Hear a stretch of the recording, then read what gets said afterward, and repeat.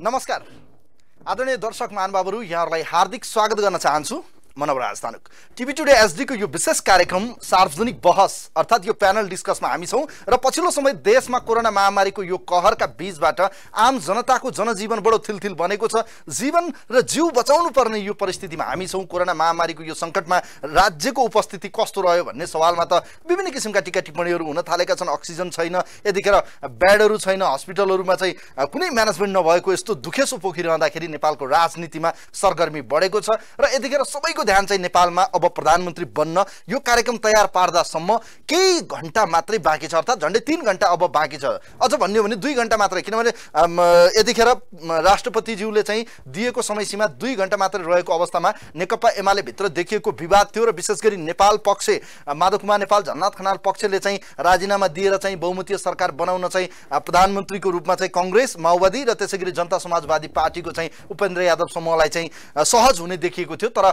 भर्खरै सकिएको चाहिँ नेकपा एमालेका 2 शीर्षस्थ नेता अर्थात पार्टी अध्यक्ष प्रधानमन्त्री केपी शर्मा ओली र अर्का वरिष्ठ नेता एवं पूर्व प्रधानमन्त्री माधव कुमार नेपाल बीचमा चाहिँ भएको वार्ताले सकारात्मक दिशातिर लगेको छ र नेकपा एमालेलाई चाहिँ एकताबद्ध बनाएर अगाडि बढाउने र विशेष एउटा कार्यदल बनाएर विगतमा गरिएका निर्णयहरूलाई पुनर्विचार गर्दै जेठ 2 2075 मा पुग्ने निर्णय गरेसँगै नेकपा एमालेको विभाजन तत्काललाई चाहिँ टरेको छ र यस्तो परिस्थितिमा नेकपा एमालेका लाखौं कार्यकर्ताहरू एवं उहाँका चाहिँ शुभेच्छुक शुभचिन्तकहरूलाई चाहिँ खुशीको खबर आएको छ। यस्तो परिस्थितिमा अब बहुमतीय सरकार बन्ने सम्भावना टरेसँगै के प्रधानमन्त्रीमा फेरि केपी शर्मा ओली आज नै नयाँ प्रधानमन्त्रीको रूपमा अगाडि आउने देखिनु भएको लगायतको विषय प्रसंगमा आज विशेष गरी राजनीतिक विषयमा चाहिँ हामी सही र सठिक विश्लेषण गर्ने प्रयास गरिरहेका छौं। आजको यो विशेष कार्यक्रम भर्चुअलमा तयार पारिरहँदा 2 जना बडो महत्त्वपूर्ण हामीसँग नेता हुनुहुन्छ। नेपाली कांग्रेसका युवा नेता समेत रहनुभएका केन्द्रीय सदस्य एवं प्रभावशाली बौद्धिक व्यक्तित्व पत्रकार समेत रहनुभएका वरिष्ठ पत्रकार किरण गिरी र त्यसैगरी हामीसँग नेकपा एमालेका केन्द्रीय सदस्य एवं प्रतिनिधि सभाका सांसद पदम गिरी आजको विशेष अतिथिको रूपमा हुनुहुन्छ। उहाँहरू दुवै जनालाई म यो विशेष कार्यक्रममा स्वागत गर्न चाहन्छु। नमस्ते यहाँहरू दुवै जनालाई स्वागत छ यो विशेष कार्यक्रममा। धन्यवाद।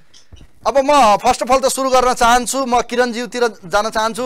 किरणजी, जस्तो अहिलेको यो राजनीतिक घटनाक्रमलाई चाहिँ तपाईहरुले कसरी हेर्नु भएको छ? जुन राष्ट्रपतिज्यूले दिएको समय सीमा लगभग अब सकिने आँटेको छ, अन्तिम घडीमा हामी छौं। यस्तो परिस्थितिमा नयाँ सरकार बनाउने विकल्प जुन थियो त्यो अहिलेलाई टरेको हो। अब प्रधानमन्त्रीको रूपमा चाहिँ नेपाली कांग्रेसले शेरबहादुर देउवालाई अगाडि सारेको थियो, त्यो सम्भावना टरेको, बहुमतीय सरकार बन्ने सम्भावना सकिएको हो। अब यो खेल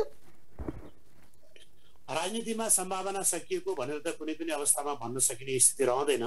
तर अहिले अब 3 घण्टापछि बहुमतीय सरकार बनाउन दिएको राष्ट्रपतिबाट प्राप्त समय सीमा 3 घण्टापछि गुज्रदैछ र अहिलेको लागि लगभग तपाईले भनेकै कुरालाई मान्ने हो भने तत्कालको लागि सम्भावना टरेको स्थिति देखा परेको छ। भने तपाईहरुलाई चाहिँ जिल्ल पार्नु भयो हैन? त्यसो भए तपाईहरुलाई चाहिँ धोका कसले दियो त? बहुमतीय सरकार बनाउँछौं, हामी चाहिँ ओलीलाई हटाउँछौं भनेर तपाईहरु लाग्नु भएको थियो, तर तपाईहरुले सक्नु भएन। ओली एक्लै काफी हुनुभयो 4-5 जना नेताहरुको अगाडि। ल हेर्नुस् त कति भारी पर्नु भएको उहाँ।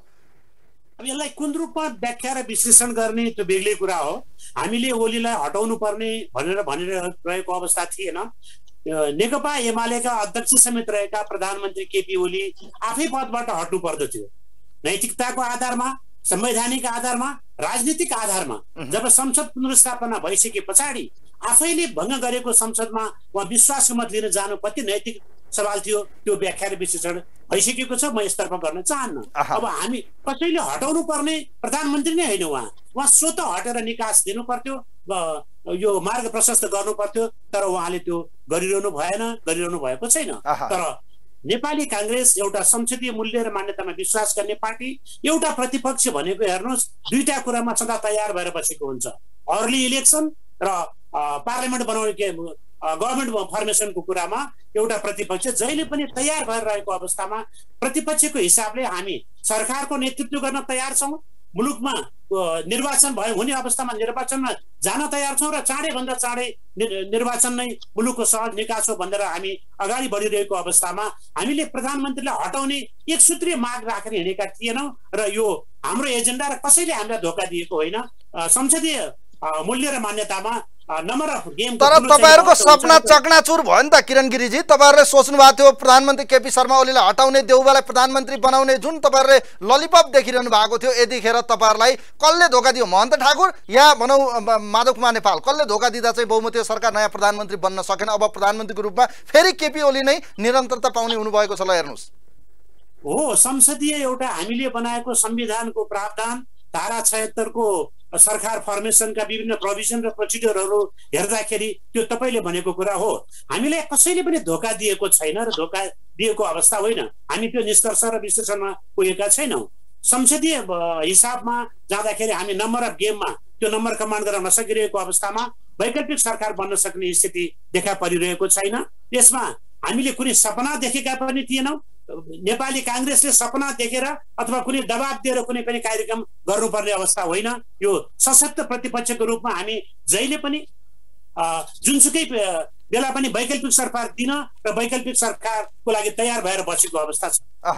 अब यस्तो परिस्थितिमा म अन्तिम एउटा तपाईलाई संक्षिप्त प्रश्न राख्न चाहन्छु। अहिलेको परिस्थितिमा के अब यो जुन समय सीमा थियो यो ढल्किनै लाग्दा पनि अझै सम्भावना जीवित हो? अझ पनि त्यो अङ्कगणितमा चाहिँ बहुमतीय सरकार बन्न सक्छ? होइन, राजनीतिमा मैले अघि नै भने राजनीतिमा असम्भव भन्ने कुरा प्राय कुनै पनि क्षेत्र र विषयमा हुँदैन। यो कुरालाई पनि म यति भनेर तपाईलाई अहिले बिट मार्न चाहन्छु। र अर्को कुरा हामीले चाहिँ नि भन्दै गर्दाखेरि र अहिले प्रधानमन्त्रीले अब केही घण्टामै प्रधानमन्त्री नयाँ रूपमा नियुक्ति भएर आउँदै गर्दाखेरि र उहाँले विश्वास मत लिन जाने अवस्थासम्मको राजनीतिलाई केलाउँदाखेरि वैकल्पिक सरकार नेपाली कांग्रेसले दिएर नेपाली कांग्रेसको नेतृत्वमा चुनाव हुन्छ भन्ने कुरामा हामी विश्वस्त छौँ। ओके, अब म पदम गिरीजीतिर आउन चाहन्छु। पदमजी, हजुर, अब नेकपा एमालेकै पुनः सरकार बन्ने देखिएको छ। यस्तो परिस्थितिमा तपाईहरु हुनुहुन्छ। नेकपा एमाले भित्रको विवाद पनि अब समाधान उन्मुख भएको छ। भर्खरै सकिएको बैठकले दुई शीर्षस्थ नेताहरूलाई एउटै ठाउँमा ल्याएको छ। यो अहिलेको बैठक सकिएसँगै ताजा अपडेटको रूपमा हेर्ने हो भने सबै निर्णयलाई पुनर्विचार गर्ने, विशेष कार्यदल बनाउने र जेठ 2 गते अर्थात् 2075 मा फर्किने निर्णय गरिरहँदाखेरि यो कतिको सकारात्मक हो नेकपा एमालेका कार्यकर्ताको निम्ति, शुभेच्छुकको निम्ति, तपाईहरुका निम्ति? यो अत्यन्तै ठुलो खुसीको विषय हो। दुईटा शीर्षस्थ नेताहरू आज दिनभरि घनीभूत रूपले छलफल गर्नुभएको छ र यो बीचमा पहिलो तहका दोस्रो तहका नेताहरू औपचारिक अनौपचारिक धेरै छलफलहरू गरेर आजको परिस्थिति निर्माण भएको हो। र वास्तवमा भन्नुहुन्छ भने नेकपा एमालेलाई विभाजन गर्ने र कम्युनिस्ट आन्दोलनलाई धारस बनाउने, यो मुलुकमा राजनीतिक अस्थिरता निम्त्याउने र मुलुक जुन कोभिड-19 बाट जस्तो आक्रान्त स्थितिमा छ, यस्तो बेलामा यो सत्ताको चाहिँ जुन चलखेल गरेर सत्ता गिराउने जुन फोहोरी खेलहरू यो बीचमा भए, योबाट आम नेपाली जनता निराश थियो। नेकपा एमालेको नेता कार्यकर्ता पंक्तिहरू एकदमै निराश भएको अवस्था थियो। आज यो जो छलफल पछाडि जुन खालको एउटा अनुकूल वातावरण निर्माण भएको छ, नेकपा एमालेलाई एकताबद्धै बनाएर लिएर जाने सन्दर्भमा नेताहरूको बिचमा जुन समझदारी बनेको छ, त्यसले आम जनतालाई पनि उत्साहित तुल्याएको छ। नेकपा एमालेलाई पनि तमाम कार्यकर्तालाई उत्साहित बनाएको छ। देशभक्तहरूलाई, राष्ट्रवादी सबै शक्तिहरूलाई उत्साहित बनाएको छ। मलाई लाग्दछ यो जुन आजको छलफलबाट एउटा कार्यदल बन्ने, त्यसपछि त्यसले हाम्रा सबै कुराहरूको छलफल, कार्यदलको छलफलबाट सबै कुराको समस्याको समाधान त्यसै मार्फत अगाडि बढाउने र वास्तवमा पार्टीमा एकतालाई अझै मजबुत र बलियो बनाएर लिएर जाने भन्ने जुन आधारभूत रूपमा जुन सहमति बन्यो, यो ऐतिहासिक छ। मलाई लाग्छ यसले यो एउटा विश्वासलाई अझै विश्वासको गाँठो अझै कसिलो भएर जानेछ, अझै बलियो भएर जान्छ र देशका यावत समस्याहरूलाई चाहिँ समाधान गर्नका लागि यो मुलुकलाई एउटा साँचो अर्थमा चाहिँ नेपाललाई एउटा समृद्ध राष्ट्र बनाउने, यो देशका तमाम समस्याहरूलाई समाधान गरेर जनतालाई चाहिँ एउटा राहतको अनुभूति दिलाउने दायित्व यो पार्टीसँग छ। त्यसकारणले यो आफ्नो मिसनबाट पार्टी नेतृत्व विचलित हुन पाउने स्थिति छैन। नेताहरूले कुरा बुझ्नुपर्छ, बुझ्नु भएको छ। हामी धेरै उत्साहित छौँ, खुसी भएका छौँ। अब पदम सर, मलाई एउटा कुरा भन्नुहोस् त, यहाँनिर जस्तो अहिले देखिएको यो विषम परिस्थितिमा नेकपा एमालेका दुई नेताहरू बीच छलफल भयो, योभन्दा पहिले पनि भएको थियो, देखिएका तिक्तताहरू जसरी चाहिँ बढ्दै गएको थियो र अन्ततः उहाँहरू सामूहिक राजीनामा दिनेसम्मको निर्णयको पर्खाइमा भइरहँदा आम सबै नेता कार्यकर्ता विपक्षीहरूको एउटा के थियो भने विशेष गरी माधव कुमार नेपालहरूले राजीनामा दिनुहुन्छ, बहुमतीय सरकार बनाउन हामीसँग पर्याप्त संख्या पुग्छ भन्ने अनुमान थियो। तर त्यो यतिखेरको जुन यो उहाँहरू दुईजना प्रधानमन्त्री र त्यसैगरी वरिष्ठ नेता बीचको छलफलपछि के प्रधानमन्त्री ब्याक हुनुभएको पुनर्विचार गर्न हिजो गरिएका हरेक निर्णय, जस्तो आज बिहानै मात्र उहाँले कारबाही फुका गर्नुभयो स्थायी कमिटीको बैठकबाट, या उहाँहरूलाई गरिएको भनौँ न जुन निलम्बन गरिएको थियो त्यो फुकुवा गर्नुभयो, अहिले आएर चाहिँ जेठ 2 मा फर्किने निर्णय गरिरहँदा प्रधानमन्त्री कुर्सी बचाउनका निम्ति सबै किसिमका चाहिँ तिगडमबाजी गर्न र आफूले गरेका गल्तीहरूबाट सचिन तयार हुनुभएको हो। के लाग्छ तपाईहरुलाई? सम्माननीय प्रधानमन्त्रीज्यूले बारम्बार भन्नुभएको छ पार्टीमा चाहिँ पार्टीलाई एकताबद्ध बनाएर लिएर जाने सम्बन्धमा म हदैसम्म लचिलो छु। म बारम्बार मैले माधव नेपाल, झलनाथ खनाल लगायतका नेताहरूसँग म बारम्बार मैले टेलिफोन गरेको छु, संवादको लागि मैले बोलाएको छु। उहाँ बालुवाटारमा उहाँहरू आउन कम्फर्टेबल छैन भने उहाँले बोलाएको ठाउँमा पुगेर म संवाद गरेको छु। मेरो ठाउँबाट यो पार्टीको एकतालाई कायम राख्ने सन्दर्भमा मैले कुनै कसर बाँकी राख्ने कुरा हुँदैन, म राख्दिनँ भनेर सम्माननीय प्रधानमन्त्रीज्यूले बारम्बारै भन्नुभएको छ र यो बिचमा उहाँले गरेका प्रयासहरूले पनि त्यो कुरा प्रष्ट रूपमा देख्न सकिन्छ।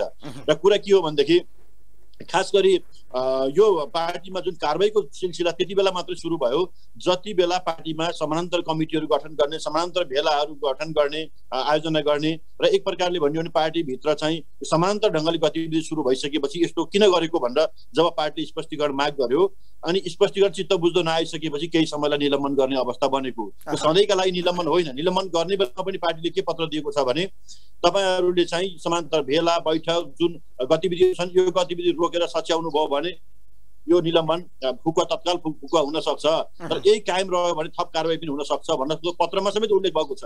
त्यस कारणले गर्दाखेरि अहिले कम्तीमा पनि हाम्रो वरिष्ठ नेता माधव कुमार नेपाल र अब सम्माननीय प्रधानमन्त्रीज्यूको बिचको जुन छलफल भयो, छलफलले एउटा सकारात्मक कोर्स लिएपछि तत्काल उहाँले चाहिँ त्यो निलम्बन फुकुवा गर्नुभयो। यो साध्यै सान्दर्भिक थियो, असाध्यै एउटा पार्टीको हितमा थियो। जे भएको छ राम्रो भएको छ र यतिमा मात्र यसलाई सीमित राख्नु हुँदैन। यो पार्टीले एकतालाई मजबुत बनाएर जाने हाम्रो जुन मिसनहरू छन्, हाम्रो राष्ट्रप्रति जनताप्रतिको जुन दायित्वहरू छ र नेपाली जनताको बिचमा हामीले गरेका प्रतिबद्धताहरू कमिटमेन्टहरू जे छन् ती पूरा गर्नका निम्ति पनि यो पार्टी एकताबद्ध नभइकन ती पूरा गर्न सकिँदैन। यो परिस्थितिलाई सबैले एका राख्नुपर्छ, मनन गर्नुपर्छ र हाम्रा काहीँ कमी यो क्षणिक हुन्छ कि दीर्घकालीन हुन्छ त? यो क्षणिक हुन्छ कि दीर्घकालीन समाधानतिर जान्छ? किनभने अहिले कुर्सी बचाउनलाई प्रधानमन्त्रीले गर्ने, भोलि गएर फेरि यो तिक्तता चाहिँ कायमै रहने हो कि फेरि यो मेटिएर जाने हो कि त्यो कार्यदलले काम गर्न सक्छ? तपाईँ विश्वस्त हुनुहुन्छ त? म त पुरै आशावादी छु, किनभने अहिले जुन प्रकारले माधव नेपाल कमरेडले र उहाँसँग नजिक रहेको जुन समूहले राजीनामा दिने प्रसङ्ग थियो नि, यो वास्तवमा आफैमा अत्यन्तै अशोभनीय थियो। नेकपा एमालेका निम्ति मात्र सिङ्गो राजनीतिक वृत्तमा पनि यो वास्तवमा अनुचित निर्णय हुँदैछ, यस्तो ढङ्गले अगाडि बढ्नु हुँदैन भनेर आम जनताले भनिरहेको अवस्था हो। त्यो कुरा स्वयं हाम्रो वरिष्ठ नेता कमरेड माधव नेपालले त्यसलाई गहिरो गरी आत्मसात गर्नुभएको छ। दोस्रो तहका नेताहरूले पनि त्यो महसुस गर्नुभएको छ। यो राजीनामा केका लागि भन्दा विपक्षीहरूको गठबन्धनलाई सरकार बनाउनका निम्ति कम्फर्टेबल हुने गरी राजीनामा दिने कुराले त वास्तवमा हाम्रो राजनीतिक मूल्य मान्यता कुनै दृष्टिकोणले पनि उपयुक्त थिएन। त्यस कारणले गर्दा यो उहाँले सच्याउनै पर्ने थियो, तर आज उहाँहरू त्यसबाट फर्किनु भएर वास्तवमा होइन पार्टीमा एउटा नयाँ एकता कायम गरौँ भन्ने कुरा उहाँहरू पनि आउनुभयो। प्रधानमन्त्री पार्टी अध्यक्षले पनि धेरै यो बिचमा चाहिँ छलफल परामर्शहरू गरेर लचिलो हुने ठाउँमा व्यापक रूपमा लचिलो भएर पनि पार्टीलाई एकताबद्ध बनाउँ भनेर उहाँले जुन नेतृत्व लिनुभयो यो कारणले यो परिस्थिति निर्माण भएको। तर यही पर्याप्त छ मैले भनेको छैन, यो एउटा प्रस्थान बिन्दु हो। मलाई लाग्छ भोलिका दिनहरूमा विभिन्न हिसाबले हामीले छलफल गर्दै अगाडि बढ्न सक्छौँ। कहाँ कहाँ को कसका के कति कमी कमजोरीहरू रहे नेकपा एमाले एक होस्, किनभने नेकपा एमाले फुटको सङ्घारमा पुगिसकेको थियो। नेकपा एमाले फुट्छ, अब सामूहिक राजीनामापछि नेकपा एमालेको सरकार रहँदैन भन्ने थियो। अब नेकपा एमालेकै सरकार रहने जस्तो देखिएको छ। अन्तिम घडीमा हामीले बहस गरिरहँदा, कार्यक्रम तयार पारिरहँदा पदम सर, अब यस्तो परिस्थितिमा के साँच्चीकै प्रधानमन्त्रीको रूपमा फेरि केपी ओली नै पुनर्नियुक्ति हुने सम्भावना बढेर गएको हो? त्यो त स्पष्टै छ, खुला नै छँदै बुझेकै कुरा भइहाल्यो। यो आज मात्रै होइन, हिजो अस्तिदेखि नै हामीले बुझेकै छौँ। वास्तवमा केपी ओली नेतृत्वमै पुनः सरकार बन्छ, संविधानमा त जे व्यवस्था छ त्यही अनुसार सरकार बन्ने कुरा त निश्चित जस्तो नै थियो। तर नेकपा एमालेको एकतालाई हामीले कायम राख्न सक्छौँ कि सक्दैनौँ भन्ने कुरा मूल प्रश्न थियो। त्यो चाहिँ करिब हल हुने दिशातर्फ अगाडि बढ्यो। यो साह्रै सुखद कुरा हो, अत्यन्तै खुसीको कुरा हो। यसले नेकपा एमालेका चाहिँ लाखौँ कार्यकर्ताहरूलाई, सम्पूर्ण देशवासीहरूलाई उत्साहित बनाएको छ। यस्तो चाहिँ यो कोभिडको महामारीले आज मान्छेहरूले अक्सिजन नपाएको, औषधि नपाउने स्थिति भएको, उपचार नपाएर त्यतिकै चाहिँ जुन मर्नुपर्ने जुन खालको अत्यन्तै जटिल परिस्थितिमा छ हाम्रो स्वास्थ्य क्षेत्र छ, यस्तो बेलामा चाहिँ सिङ्गो देश एकताबद्ध हुनुपर्ने, सम्पूर्ण राजनीतिक दलहरू एक ठाउँमा हुनुपर्ने, आफ्नो पार्टीभित्रको आन्तरिक एकता पनि बलियो बन्नुपर्ने र अनि यो महामारीलाई सामना गर्नुपर्ने बेलामा यस्ता खालको कचिङ्गलहरू आउनु र आफ्नै सत्ता चाहिँ ढलाउनका निम्ति यस्ता चलखेलहरू हुने जे जति घटनाहरू भए यी कुरालाई अब हामीले भुल्नुपर्छ र अब पार्टीलाई एकताबद्ध बनाएर देशका चुनौतीहरूलाई सामना गर्ने दिशातर्फ हामी अगाडि बढ्नुपर्छ। अब के आशाका किरणहरू हाम्रो अगाडि आएका छन्। अब किरण गिरिज्यू अब यो परिस्थितिमा जस्तो देखिएको छ नेपाली कांग्रेस कहाँ चुक्यो किनभने नयाँ विकल्पका लागि 3 दिनको समय अल्टिमेटम थियो। यस्तो परिस्थितिमा तपाईहरुले मधेसवादी दलका नेता महन्त ठाकुरलाई विश्वासको पात्र बनाउन सक्नु भएन, विश्वास लिन सक्नु भएन। यो परिस्थितिमा चाहिँ नेपाली कांग्रेसले अल्टरनेटिभ सरकारमा आफूले दाबी गरिरहँदा के मधेसवादी दललाई प्रधानमन्त्रीको रूपमा सारेर ओलीलाई विस्थापित गर्न सकिने ठाउँ थिएन गिरिजी? नेपाली कांग्रेसले यो परिस्थितिमा एउटा अस्वस्थ, एउटा अपराधिक र एउटा राजनीतिमा एउटा सहज ढंगले अगाडि बढ्ने प्रक्रिया र प्रावधानहरूलाई अवरुद्ध गरेर अस्वस्थ प्रतिस्पर्धा गर्न चाहेन।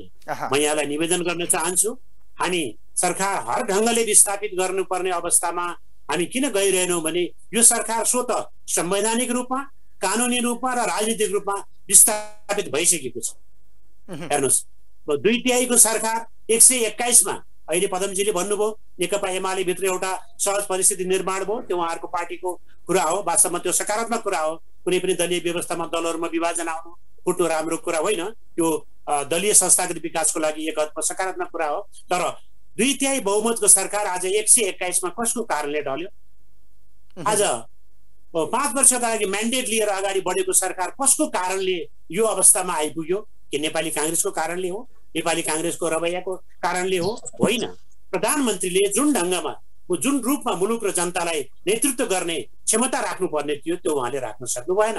यो सन्दर्भमा म यति मात्र भन्न चाहन्छु, अब यो भित्रका विकराल विकृति विसंगतिहरुको त्यसो हो भने मलाई भन्नु न, तपाईले अहिले भन्नुभयो प्रधानमन्त्री पूर्ण रूपमा असफल हुनुभयो, आज देशलाई पनि धोका दिनुभयो, जनतालाई पनि धोका दिनुभयो भन्नुभयो, तर उहाँलाई हटाउन सक्ने त्यो ताकत र त्यो क्षमता तपाईहरुले देखाउन सक्नु भएन नि। त गल्ती कसको हो त? कानुनका धारा हेर्दाखेरि प्रधानमन्त्री उहाँ नै बच्नुभयो त, के गर्ने त अब? ल भन्नुस् त। यो तपाईको जुन ढंगको प्रश्नलाई म त्यो ढंगले सम्बोधन गर्न चाहन्न। यो हटाउने र ताकत भन्ने कुरा हेर्नुस्, पद पाउनु र पदमा टिकिरहनु एउटा प्राविधिक कुरा हो। राजनीतिक रूपमा तपाई कहाँ हुनुहुन्छ, सामाजिक रूपमा तपाई कहाँ हुनुहुन्छ, संवैधानिक र नैतिक रूपमा तपाई कहाँ उभिनु भएको छ, महत्त्वपूर्ण प्रश्न त्यो हो। हेर्नुस्, जुन संसदमा तपाईले भंग गरिसक्नु भएको छ, यो संसद केही होइन भनेर अगाडि बढिसक्नु भएको छ, त्यो संसदमा तपाई विश्वासको मतको अपील गर्न गइरहनु भएको छ। तपाईको राजनीतिक र नैतिक रूपमा तपाई कहाँ उभिनु भएको छ, यो जनताले हेरिरहेका छन्। आज देशभरि एउटा एक खालको लकडाउनको स्थिति भएको छ। जनता चाहिँ हजारौं हजार जनता दैनिक 100-200 को दरले जनता मारिएको अवस्था छ। जनता चाहिँ कोरोना संक्रमितबाट चाहिँ जीवन बिताउनु पर्ने अवस्था छ। यो स्थितिमा अब उहाँले वैशाख 15 गते चुनाव घोषणा गर्नुभएको थियो। हेर्नुस्, 17, 27 हजुर हजुर वैशाख 15 गते चुनाव हुने अवस्था रहन्छ त हो। मुलुक र जनताको नेतृत्व गर्न असक्षम उहाँ हुनुहुन्छ भन्ने कुरा मैले होइन, उहाँकै पार्टीले, उहाँकै। तर सबै शक्ति लागेको होइन त? प्रधानमन्त्री गलत हो, उहाँलाई हटाउनु पर्छ भनेर लागेको होइन त? कुनै पनि तर तपाईहरुले सक्नु भएन। सबै दलहरु एक ठाउँमा आएर विश्वासको मत नदिएको होइन त? अस्ति हेरेनौ हामीले 26 गते के गरेको? हामीले हटाउन चाहेको भए त 27 गते कांग्रेसले नेतृत्व गरेर अविश्वासको प्रस्ताव ल्याउँथ्यो नि। त्यो किन ल्याएन? किन ल्याउन चाहिरहेन? किन ल्याउनु भने हटाउन लागेकै छैन नेपाली कांग्रेस। सबभन्दा पहिला यो रूपमा यहाँले यो कुरा बुझिदिनु पर्ला।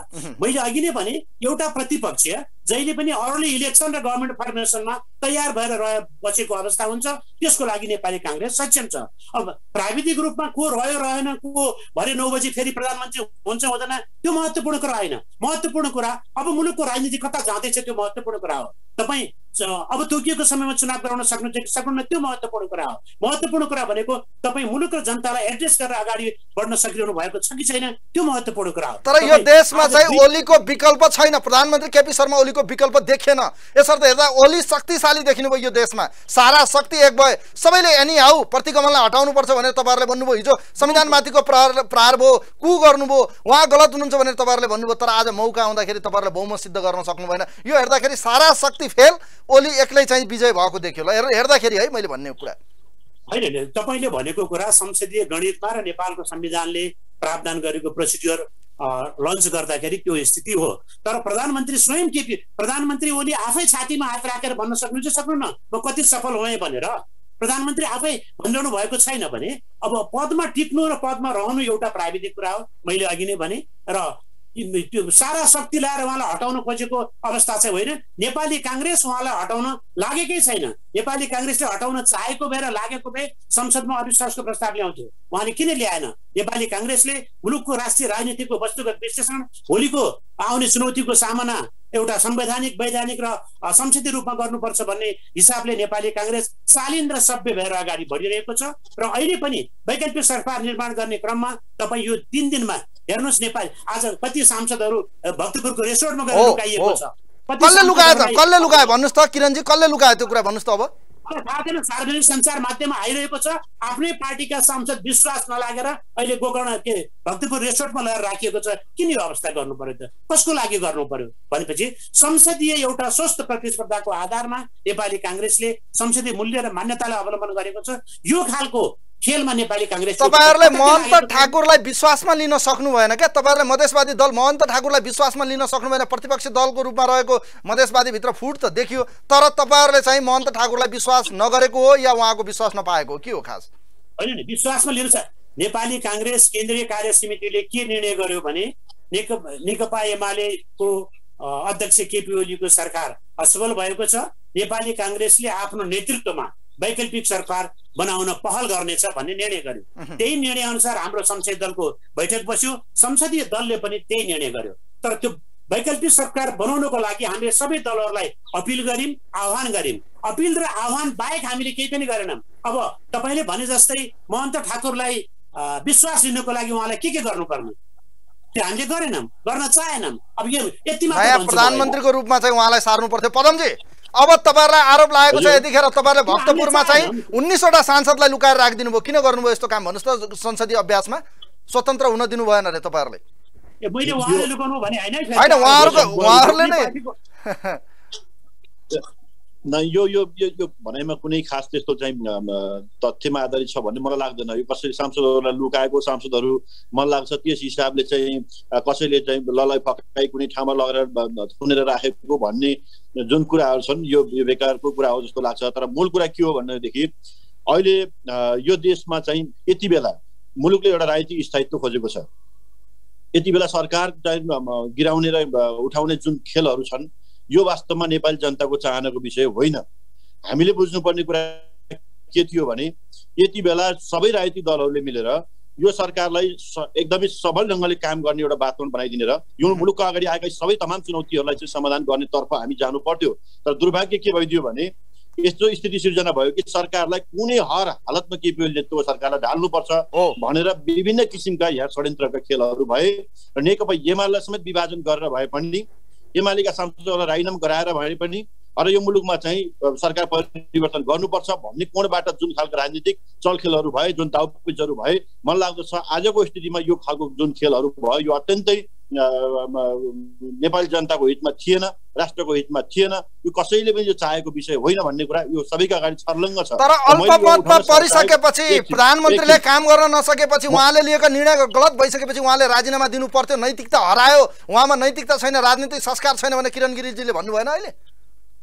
अनि एउटा कुरा के छ भने वर्तमान सरकारले आज राष्ट्रिय स्वाधीनताका सवालमा लिएका निर्णयहरू, जनजीविकाका सवालमा लिएका निर्णयहरू, यो मुलुकको एउटा सुशासन र समृद्धिका सवालहरूमा गरेका काम र योगदानहरू, यसलाई हेर्ने हो भनेदेखि मलाई लाग्छ यो सरकार इतिहासतिर फर्केर हेर्ने हो भने सबैभन्दा अब्बल दर्जाको सरकार हो भनेर आज हामी गर्व गर्न सक्ने ठाउँमा छौँ। तर यो पर्याप्त किन होइन भने हामी सरकार गठन भइसके पछाडि जुन खालका राजनीतिक चलखेलहरू भए, जुन सरकारका विरुद्धमा घेराबन्दीहरू भए, त्यस पछाडि जुन कोभिड लगायतको जुन महामारीले जुन खालको अवस्था सिर्जना गर्यो, यी सबै कारणले गर्दाखेरि सरकारले चाहेर पनि थुप्रै कुरा गर्न सकेको छैन। यो यथार्थ हो। अझै सरकारले आफ्नो गति बढाएर लिएर जानुपर्छ। अझै सम्पूर्ण रूपले यो मुलुकको समस्या समाधान गर्नेतर्फ सरकारको ध्यान सम्पूर्ण रूपले केन्द्रित गर्न जरुरत छ। त्यो आफ्नो ठाउँमा छ, हामी पनि त्यो विषय उठाइरहेका छौँ। तर यति बेला चाहिँ यहाँलाई बुझ्नुपर्ने, हामीले हेरेर राख्नुपर्ने कुरा के हो भने आज आफूले पनि सरकार बनाउन नसक्ने र केपी ओली नेतृत्वको सरकारलाई पनि विश्वासको मत नदिने अनि प्रतिपक्षहरू कति आक्रमण स्थितिमा बसेको। सम्माननीय प्रधानमन्त्रीज्यूले संसदभित्र भन्नुभयो आज नेकपा माओवादी केन्द्रका नेताहरू, नेपाली कांग्रेसका नेताहरूले बाहिर बजारमा डबलीमा बसेर प्रधानमन्त्रीलाई चाहिँ राजीनामा दिनुपर्छ भनेर उहाँहरू राजीनामा माग्नुहुन्थ्यो। सरकारलाई चाहिँ काम गर्न सकेन, असफल भयो भनेर उहाँले अनेक ढङ्गले बाहिर प्रचार गर्नुभयो, जनताको बिचमा भ्रमहरू छर्ने काम गर्नुभयो। अनि उहाँले आफूले अविश्वास प्रस्ताव पनि नल्याउने, सरकारलाई पनि सहयोग नगर्ने, यस्तो परिस्थितिमा देश गुज्रियो। त्यो स्थितिमा सम्माननीय प्रधानमन्त्रीज्यूले विश्व अधिवेशन माग गरेर सदनमा मलाई विश्वासको मत देऊ, यदि मैले विश्वासको मत प्राप्त गर्दिनँ भने संविधान बमोजिम अरू सरकारहरू दलहरूको गठबन्धन भएर सरकार दिन्छौ भने पनि देऊ, आपत्ति छैन भनेर प्रधानमन्त्री स्वयंले भन्नुभयो। अनि सदनमा विश्वासको मत पनि वर्तमान सरकारलाई नदिने, अनि विपक्षीहरूले आफ्नो गठबन्धनबाट सरकार बनाउन विकल्प पनि दिन नसक्ने, यो भनेको आक्रमणता हो कि होइन? यो कुराको जवाफ प्रधानमन्त्री कसरी सफल हुनुभयो भन्नुस् त? आज 2/3 नजिक ठिक छ, म त्यो विषयमा आउला। मान्यज्यू म त्यो विषयमा आउँछु। मान्यज्यू, मैले यहाँनिर रोक्न खोजेको के भने 2/3 नजिक पुगेको नेकपा आज फुट्दा तपाईँहरूको कानुन त, व्यवहार त, तिक्तता भनौँ न, यो विभिन्न किसिमका चाहिँ वैमनस्यताका कारणले गर्दा एउटा परिस्थिति आयो कि आफ्नै सरकार पनि अल्पमतमा परेर चाहिँ बचाउनु पर्ने अवस्था आयो। हेर्नुहोस्, यस्तो परिस्थिति बनिरहँदा नैतिकता देखाएर प्रतिपक्षमा जानु पर्दैन थियो?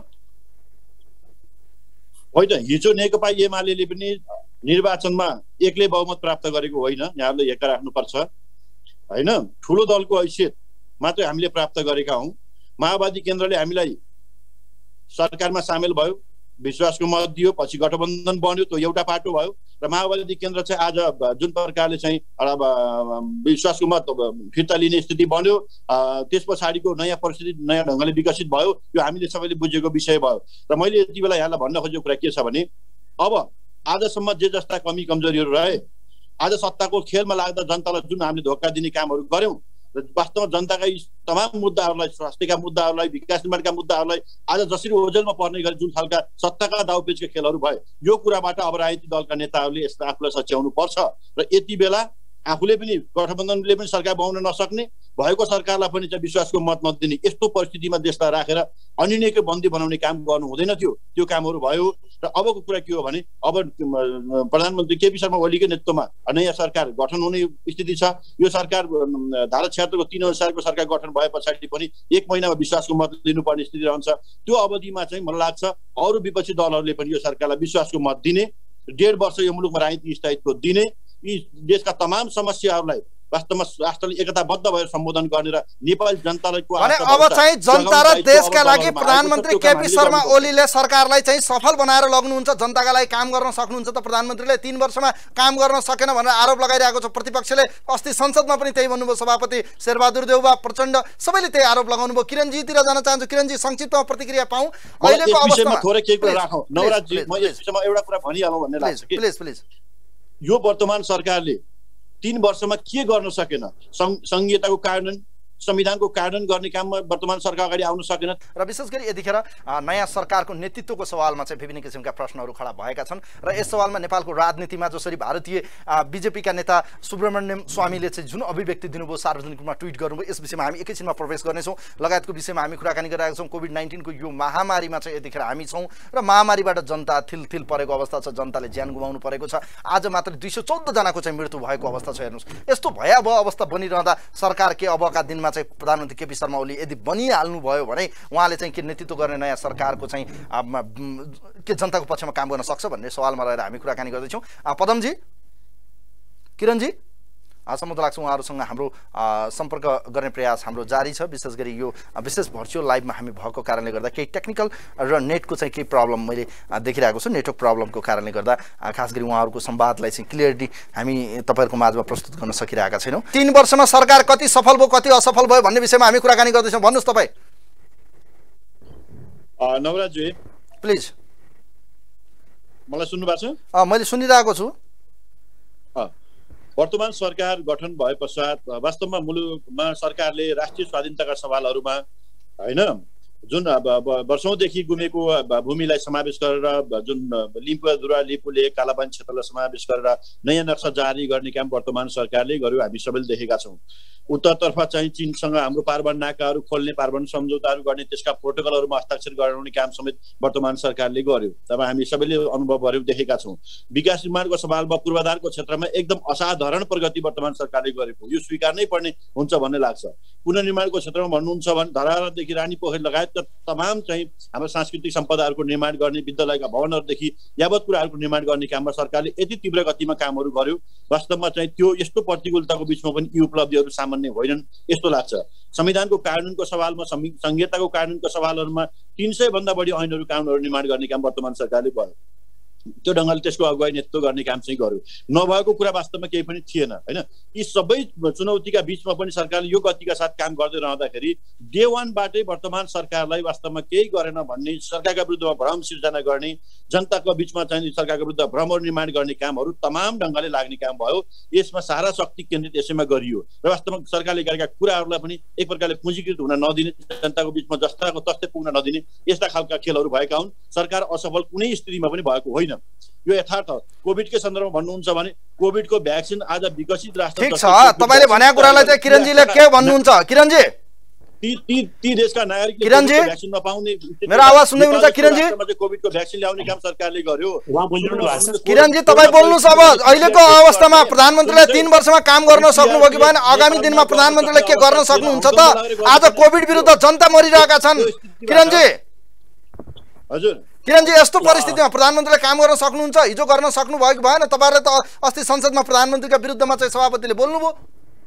हामीले त प्रधानमन्त्रीको विरुद्ध र यो सरकारको विरुद्ध रौँचिरा र वस्तुगत विश्लेषण संसदमा हाम्रो सभापतिले दर्ज गरिसक्नु भएको छ र वर्तमान सरकारलाई 3 वर्ष काम गर्न नदिएको विपक्षले, अरू पार्टीले, अरू दल र नागरिक समाज र प्रेसले होइन, उहाँकै पार्टीभित्रको आन्तरिक कलह र झगडाले उहाँले 3 वर्ष व्यतीत गर्नुभयो र सरकारलाई नेपाली कांग्रेसले गुण वा दोषको आधारमा प्रष्ट सहयोग र समर्थन गर्दै आएको हो। हामीबाट कुनै पनि किसिमको व्यवधान सिर्जना गरिएको होइन।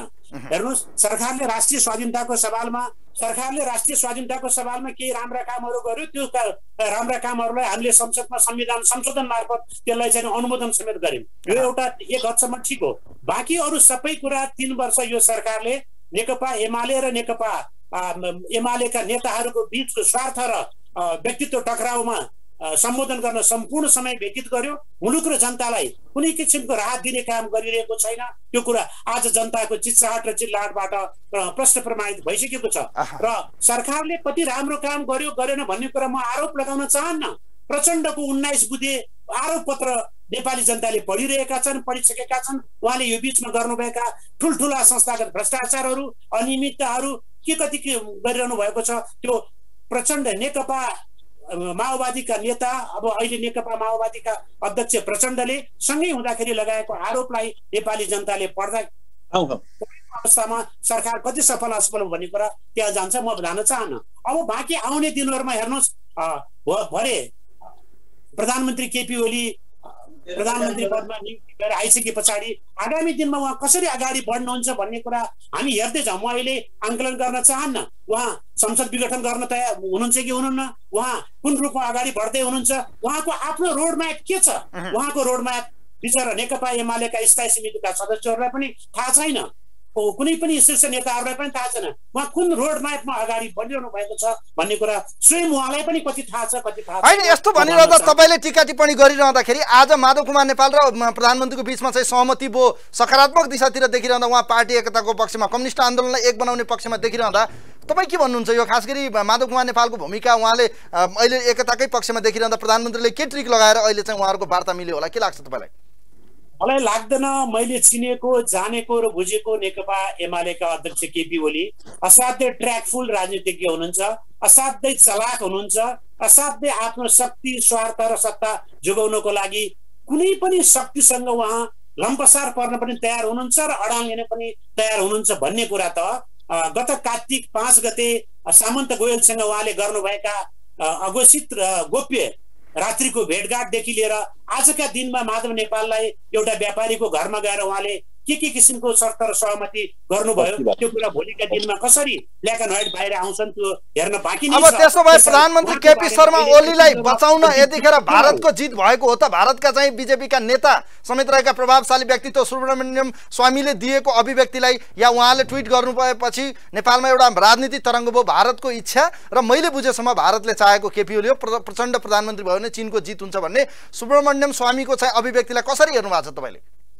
अब छिमेकी मित्र राष्ट्रको एउटा नेताले के भन्नुभयो के भन्नु भएन म त्यसतर्फ जान चाहन्न। नेपाल एउटा सार्वभौम स्वतन्त्र र अविभाज्य राज्य हो। आम सार्वभौम सत्ताका मालिक नेपाली जनताले यहाँको निर्णय आफैले गर्दै आइरहेका छन् र गर्छन् र संसदले आफ्नो निर्णय आफू गर्छ र यहाँका राजनीतिक दलहरूको केही असक्षमता, केही अकर्मण्यता र केही द्वन्द्वको कारण यस्ता कुराहरू आएका हुन सक्छन्। म छिमेकी मित्र राष्ट्र र छिमेकी मित्र राष्ट्रका कुनै पनि नेताहरूलाई यो बारेमा कुनै आरोप लगाउन चाहन्छु। होइन, अहिले बाहिर हेर्नुहोस् त सामाजिक सञ्जालमा यो जित अहिले नेपाली जनताको हो कि भारतीय नेताहरूको भयो भन्ने त देखिरहेको छ त। दूतावास धाउने, कता कता धाउने। पदमजी, हजुर, तपाईहरुलाई आरोप लागेको छ यतिखेर भारतको चाहिँ परस्तमा चाहिँ प्रधानमन्त्री केपी ओली पर्नुभयो, उहाँको डिजाइनमा चाहिँ नयाँ सरकार बन्यो, भारतको जित भयो, केपी ओली भारतको मान्छे हो भन्ने परिरहेको छ। के भन्नुहुन्छ तपाईँ, भन्नुहोस् त। अनि भारतले चाहिँ अतिक्रमण गरेको भूमि नेपालमा ल्याएर नक्सा जारी गर्ने सरकारलाई भारतले टिकाइदिनु पर्ने के त्यस्तो बाध्यता छ? यो मैले बुझ्न नसकेको कुरा। अनि सुब्रमण्यमले यदि उहाँकै ट्विटर यदि रियल उहाँकै आफ्नै ट्विटर हो भने र उहाँले ट्विट गरेको हो भने त्यो उहाँले पनि एउटा राजनीतिक संस्कार मर्यादाभन्दा बाहिर गएर गर्नुभएको। यो नेपालमा नेकपा एमाले र त्यसको अध्यक्ष कमरेड केपी ओली वास्तवमा यो देशको राष्ट्रवादी छवि बनाएको नेता हो, देशभक्त नेता हो भन्ने कुरा दुनियाँले बुझेको छ। र उहाँको राष्ट्रवादी छविलाई नक्कली राष्ट्रवाद हो, नक्कली राष्ट्रवाद हो, अरूको इशारामा चाहिँ सरकार बन्दैछ, सबै कुराहरू बन्यो भनेर बाहिर किन भनिरहनु भएको छ? माओवादी प्रतिपक्ष सबैले जुन गुमेको भूमिलाई समेटेर नक्सा जारी गर्ने कुरा, उत्तरतिर पारवान नाका खोल्ने कुरा, विराटनगरको ल्यान्डफिल्ड जुन थियो त्यो त्यहाँबाट हटाउने कुरा, होइन, जति पनि अरू राष्ट्रियताका मुद्दाहरूमा चाहिँ सरकारले जुन अडान लिएको छ ती सवालहरूले केपी ओलीको यो राष्ट्रवाद खोक्रो हो कि वास्तविक राष्ट्रवाद हो भन्ने कुरा बुझ्न के गाह्रो छ र? यति कुरा हामी बुझ्न सक्दैनौँ। त्यसकारणले यो कुरा के हो भने सुब्रमण्यमले जुन ट्विट गर्नुभयो नि, मलाई के विश्वास छ यदि उहाँले त्यो गरेको होइन, गरेको हो भने पनि के हो भने केपी ओलीको राष्ट्रवादी छविलाई धुमिल्याइदिने र आम जनतामा भ्रम पार्ने उद्देश्यबाट मात्रै आएको हो यदि उहाँले गरेकै हो भने।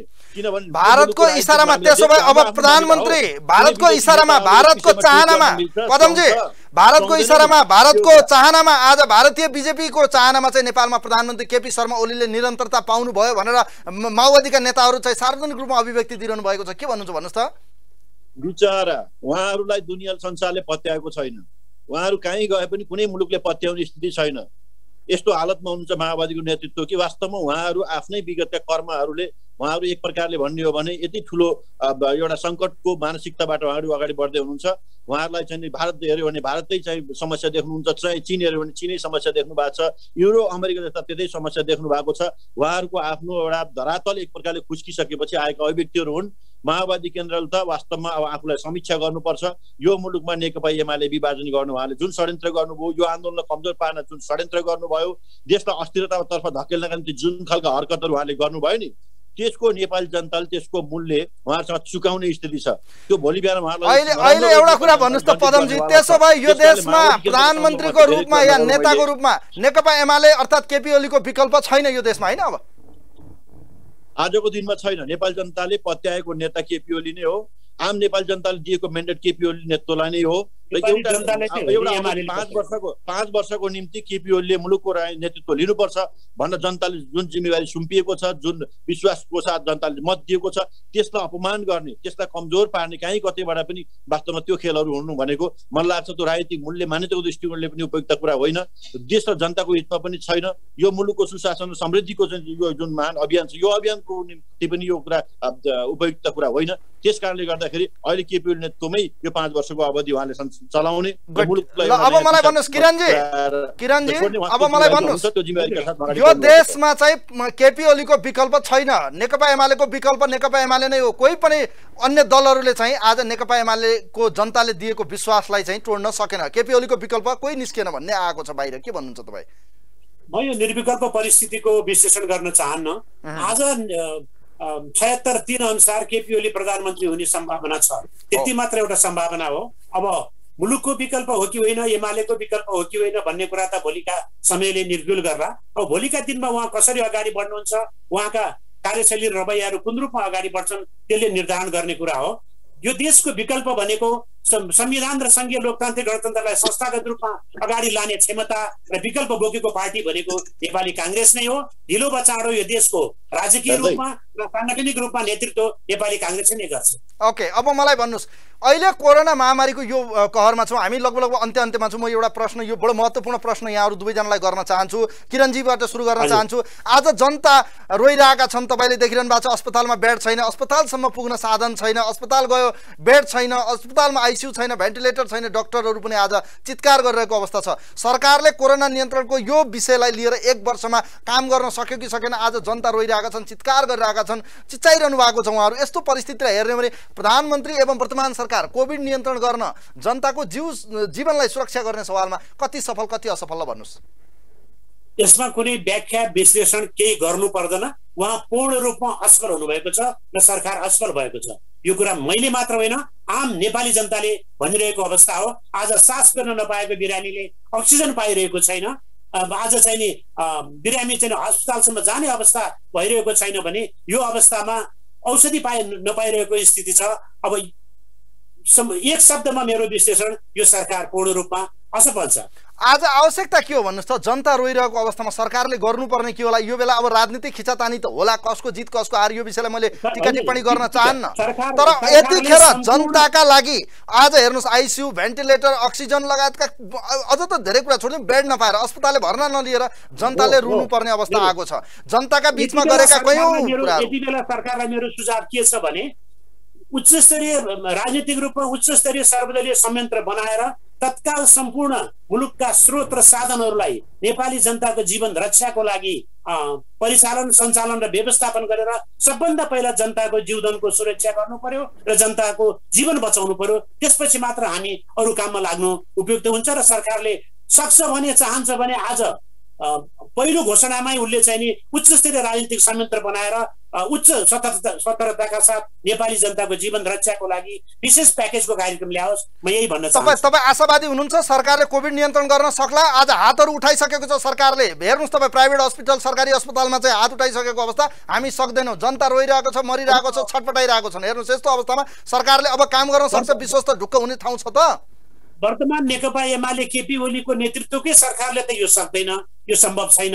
र उसले अन्य विभिन्न राजनीतिक दल, व्यक्ति, नागरिक समाज र विभिन्न ढङ्गले एउटा चाहिँ सुझाव र सहयोगहरू लिएर उच्च स्तरीय संयन्त्र गठन गरेर अगाडि बढ्यो भने केही हदमा आशा गर्ने ठाउँ चाहिँ छ। ओके, अब पदमजी। ओके, अब यो केही टेक्निकल हाम्रो प्रब्लमले गर्दाखेरि कार्यक्रमलाई मैले छुट्याउनु पर्ने भएको छ, किनभने पदमजी हामीबाट छुटिसक्नु भएको छ र सायद मलाई लाग्छ यो अलिकति रातिको कार्यक्रम भएको कारणले गर्दा उहाँहरूलाई चाहिँ अलिकति यो लाइट प्रब्लम भयो जस्तो देखिन्छ। किरणज्यू, यहाँलाई समय दिनुभयो, म धेरै धेरै धन्यवाद दिन चाहन्छु। धन्यवादजी, विशेष धन्यवाद। यस्तो विषम परिस्थितिमा पनि मेरा धारणाहरू राख्ने मौका दिनुभयो, पार्टीको तर्फबाट आफ्नो धारणा राख्ने मौका दिनुभएकोमा म तपाईँ लगायत टेलिभिजन परिवारलाई हार्दिक आभार व्यक्त गर्न चाहन्छु। धन्यवाद। हस्, थ्याङ्क यू सो मच। धेरै धेरै धन्यवाद दिन चाहन्छु। यतिखेर हामीसँग नेपाली कङ्ग्रेसका नेता किरण गिरी र त्यसै गरी नेकपा एमालेका सांसद समेत रहेका केन्द्रीय सदस्य नेता पदम गिरी हुनुहुन्थ्यो। आजको यो विशेष अङ्कमा हामीले सार्वजनिक बहसमा पछिल्लो समय नयाँ विकल्पको सरकार बनाउने तयारी भइरहँदाखेरि बहुमतीय सरकार बन्न सक्ने अवस्था सकभर हामीले कार्यक्रम तयार गरिरहँदासम्म झन्डै यो 9:30 8:30 9:30 बिचको यो कार्यक्रम तयार पारिरहँदा समेत यतिखेर समेत अब यो सरकारको विकल्पको रूपमा चाहिँ अर्को सरकार बन्न नसक्ने अवस्था र अल्पमतीय रूपमा चाहिँ संविधानको धारा 76 को 3 अन्तर्गत वर्तमान प्रधानमन्त्री केपी शर्मा ओलीलाई नै राष्ट्रपतिले नियुक्ति गर्ने देखिएको छ। यस्तो परिस्थितिमा महामारी फैलिएको छ, सम्पूर्ण राजनीतिक दलहरूमा चाहिँ एउटा राष्ट्रिय सहमति हुन आवश्यक छ र सबै राजनीतिक दलहरूको बीचमा चाहिँ सर्वदलीय रूपमा चाहिँ एउटा कार्यदल बनाएर यो कोभिड नियन्त्रण विरुद्ध सबै एकजुट हुनुपर्ने अवस्था देखिएको छ। आज अक्सिजन छैन, जनताहरू छटपटाइरहेका छन्, चित्कार गरिरहेका छन् र जनताहरू भनिरहेका छन् सरकार हामीलाई कोभिड-19 विरुद्धको यो लडाइँमा अक्सिजन देऊ, हामीलाई बेड देऊ। अस्पतालहरूको भयावह अवस्था छ, आज अक्सिजन नपाएर मान्छेहरूले मृत्युसँग लड्नुपर्ने यो अवस्थामा हामी गुज्रिरहेका छौँ। यस्तो परिस्थितिमा देखिएको यो सत्ताको लुछाचुनी र खेलमा चाहिँ बन्द गरौँ र जनताको जीवन रहे मात्रै यो राजनीति हुन्छ र देश रहे मात्रै हामीले राजनीति गर्न सक्छौँ भन्ने कुराको हेक्का रहन पनि जरुरी ठान्दै आजको कार्यक्रम यहाँहरूले हेरिदिनु भयो। सबैलाई धेरै धेरै धन्यवाद दिन चाहन्छु। नयाँ प्रधानमन्त्रीको रूपमा बनिरहनु भएका र नयाँ शपथ ग्रहण लिन तयार रहनुभएका प्रधानमन्त्री केपी शर्मा ओलीलाई अग्रिम बधाई तथा शुभकामना दिँदै देश र जनताप्रति तपाईँको लगाम बढोस्, जनतालाई केन्द्रमा राखेर देशलाई केन्द्रमा राखेर तपाईँको कार्यकाल सफल होस्, हाम्रो शुभकामना छ। कार्यक्रमको इन्टायर टिमसँगै आजलाई कार्यक्रमबाट म पनि बिदा हुन्छु। Stay home, stay safe. यो कोरोना महामारी विरुद्धको यो लडाइँलाई सबैले जितौँ यही आग्रह गर्न चाहन्छु। कार्यक्रमको इन्टायर टिमसँगै म पनि बिदा हुन्छु। हवस्, नमस्कार।